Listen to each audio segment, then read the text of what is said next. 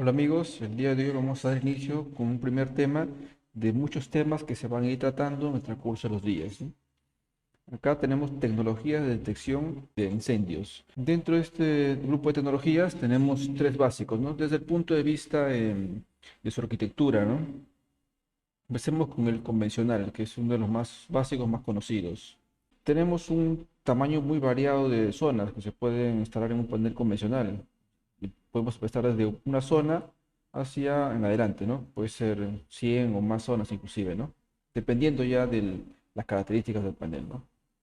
El único detalle es que en incendio, básicamente, a diferencia de un sistema de alarmas de intrusión, es que no se recomienda que sean muchas zonas. Cuando ya me excedo de una cierta cantidad limitada de zonas, ya tengo que pasar a una tecnología distinta, ¿no? Como es el sistema direccionable, ¿no? Que sería nuestro siguiente tema. Las zonas cuentan con uno o más detectores, ¿no? Puede ser más de uno, como vamos a ver en el siguiente gráfico, ¿no? Y la capacidad del panel puede ser expandible. Es una ventaja también de esto, que puedo empezar con un panel básico y puedo ir ampliando las zonas con una expansora de zonas, ¿no? Con tarjetas expansoras.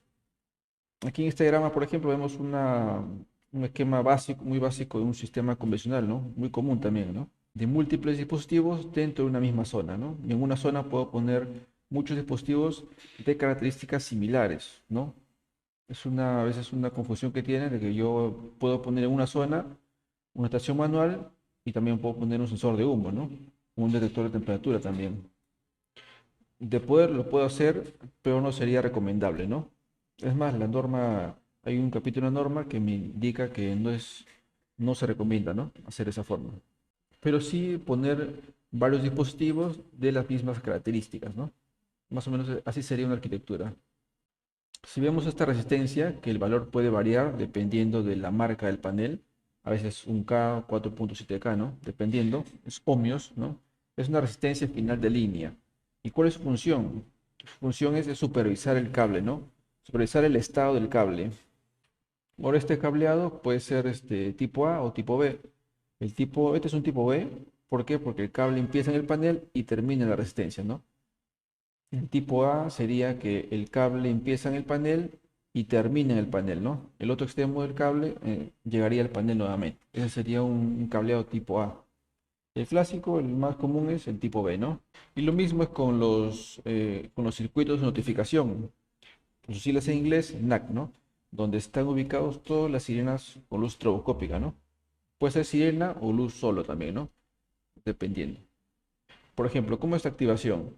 Si hay un evento de incendio, ¿no? El humo llega hasta uno de los dispositivos, a cualquiera de ellos, el panel va a reportar un evento de alarma, ¿no? Y automáticamente va a notificar a través de todas sus sirenas, ¿no? Ya sea un circuito o dos circuitos, dependiendo, ¿no? Hay paneles que tienen, normales que tenga uno, el más básico, un solo circuito de notificación, ¿no? Con su respectiva resistencia. Ahora, visualmente yo lo puedo notificar en el panel, pero la desventaja sería que no sabría en qué parte de las zonas se fue la activación, ¿no? Bueno, ¿y cómo se reportan los problemas? Si hay un corte, eso se puede evidenciar en el panel también, ¿no? El panel me va a avisar que hay un corte. ¿Por qué? Porque hay una resistencia. Ese también es el fin de la resistencia, ¿no? Me va a avisar a través de ella que la zona uno en este caso tiene un problema, ¿no? Un problema de corte del cable, ¿no? Ahora, ¿qué es lo que debería hacer? Tengo que inspeccionar toda la zona, ¿no? No, acá no me dice en qué parte especialmente ha sido el problema. Tengo que inspeccionar toda la zona, ¿no? Del inicio hasta el fin, ¿no? Es, digamos, una desventaja, ¿no? De ese tipo de sistemas. ¿Y qué también puedo hacer con este panel?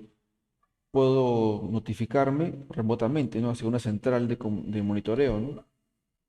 Ya sea por vía telefónica o ahora ya se suele hacer por vía IP, ¿no? Comunicación IP hacia una central de monitoreo, siempre y cuando esté este panel monitoreado, ¿no? Remotamente. Bueno, aquí continuando con los sistemas direccionables, los dispositivos direccionables cuentan con una única dirección y de esta forma pueden ser supervisados acerca de su estado, ya sea por una falla o si se encuentran alarmados.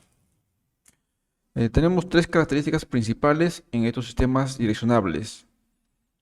La cantidad de direcciones del sistema es limitado por el SLC, o por sus siglas en inglés, Circuito de Línea de Señalización. o más conocido como lazo, que es como se le va a llamar de ahora en adelante. Cada lazo transmite no solo alimentación, sino también comunicación, todo por un cable de 2 hilos. La cantidad de dispositivos va a depender del fabricante. En este esquema básico de un sistema direccionable se pueden notar 2 puntos importantes.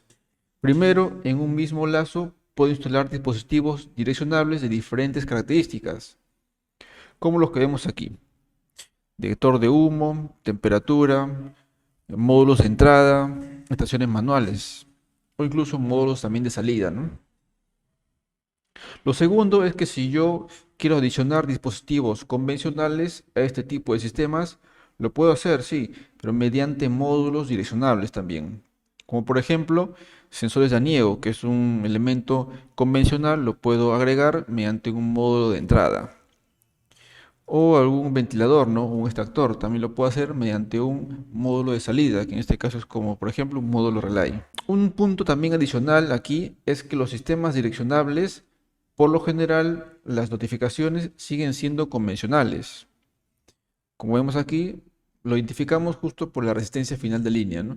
En este tipo de sistema de diagramas se puede apreciar que cada dispositivo cuenta con una única dirección, que lo diferencia de los demás. Es decir, no puedo tener 2 dispositivos con una misma dirección, porque el panel lo detectaría como problema. Esto es una falla muy común cuando se está instalando un sistema nuevo, que es la primera falla que salta por lo general. Al tener direcciones únicas, el panel puede realizar la supervisión de forma independiente, ya no por zonas, como en el caso de sistemas convencionales, sino por puntos, ya sea un detector de humo, un relay, una estación manual. En el caso de generarse un evento de alarma, el sistema puede identificar el punto exacto de activación. También puede facilitar la identificación de alguna falla, como rotura de cable, ¿no? No te va a dar el punto exacto, pero sí más o menos la zona, ¿no? El área, es decir, ¿no? En el caso se rompa acá, por ejemplo, en la dirección, entre las direcciones 5 y 6, ya pueden más o menos identificar que a partir del dispositivo 6 en adelante está la falla. En ese tipo de sistemas es permitido las conexiones en T, pero se recomienda que sea en las borneras del dispositivo, es como se muestra aquí, ¿no? Necesariamente sería en este punto aproximadamente. Ahora, ¿por qué no se recomienda que el empalme sea en el cable? Porque si hay una falla de humedad o algo, sería difícil identificar el punto, ¿no?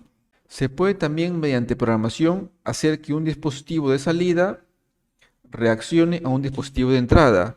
Por ejemplo, aquí al activarse un detector de humo, puede hacer que se encienda un extractor de humo mediante un módulo relay y así controlar mejor un incendio. Y bueno, para ya terminar aquí una comparativa entre los sistemas convencionales con los sistemas direccionables. Bueno, se ha entendido que es un costo muy bajo. Los sistemas convencionales se aplican más para pequeños negocios o edificaciones pequeñas, ¿no? Que no quieren hacer un gasto muy excesivo. Se aplicaría mejor un sistema convencional. Hay una gran variedad de compatibilidad. Yo puedo tener un panel convencional y los sensores pueden ser de una marca X o una marca Y. Puedo mezclar inclusive varias marcas con tal que sean convencionales. Es fácil de programar, tiene una capacidad limitada, eso sí, ¿no? En comparación con un sistema direccionable, la instalación es mucho más fácil. ¿Por qué fácil? Porque es un solo tendido de cable. Es un solo hilo de cables donde se va a colgar todos los dispositivos. Hay una mayor información del estado de los puntos. Puedo saber si un estado está en falla o tiene un problema o está armado. La programación de entradas y salidas. Como vimos, puedo poner módulos de entrada o módulos de salida para agregar dispositivos convencionales. Y la mayor capacidad de expansión. Eso me ayuda a mí a poner más dispositivos. Va a depender de la marca también. Puedo excederme también a 1000 o más dispositivos incluso, ¿no? Bueno, hasta aquí el día de, bueno, en los próximos días voy a continuar con los sistemas análogos direccionales, que es un sistema un poco más complejo, ¿no? Bueno, muchas gracias.